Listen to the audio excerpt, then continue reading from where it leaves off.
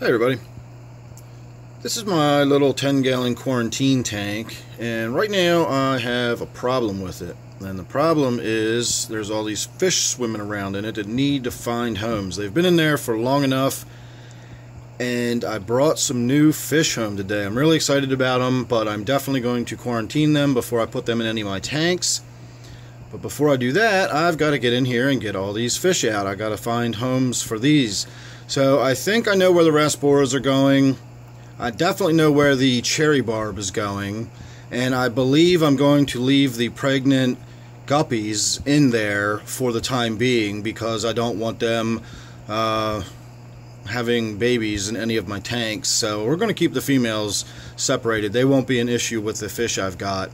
So give me a few moments. I got to get this tank cleaned up. I'm going to do a water change while we're in there, get the tank ready, and in just a few moments you're going to get to see the big reveal of my new fish. So sit tight and I'll see you in a moment. Ta-da! Silver hatchetfish. I had hatchetfish for a long time. Way back when I first got started in keeping fish, I really liked the oddballs and the unusual fish. And I've had a variety of different hatchetfish over the years. I never had much luck with the marbles, even though I think they're beautiful.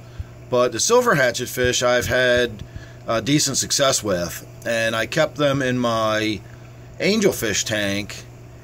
And I had a really thin little gap in the back. And, you know, just every now and again I'd lose one. One would jump out of there. Occasionally I'd find one dead, you know, floating in the tank in the morning or something like that. Fish just die from time to time, especially these little tetras. So, one by one, they all went away, and my last hatchetfish died several months ago, so my more recent subscribers or viewers probably don't really think of my tanks as having hatchetfish in them. But for me, I have always felt like there's just something missing, and it's hatchetfish. I really like these fish. I think they're really interesting. They fill an interesting part of the tank. These are actually still lying a little bit low because there's not a lot of cover, and this tank is so small the light is pretty much right above them. So I did put a little bit of floating water Sprite in there just to give them some shelter to get beneath. And honestly, the silver hatchetfish tend to be a little less, I'll say, cork-like than the marbles. The marbles that I used to have, every time I've ever seen marbles, they float at the surface like they're made out of cork. The silvers tend to dip down a little deeper into the water column, and if you're doing a water change and they're stressed out, you'll even see them down in the bottom trying to hide near or under things. But normally they occupy the very uppermost limits of the tank, and they're just cool fish to have. You can put them in with other community fish. They're basically just tetras.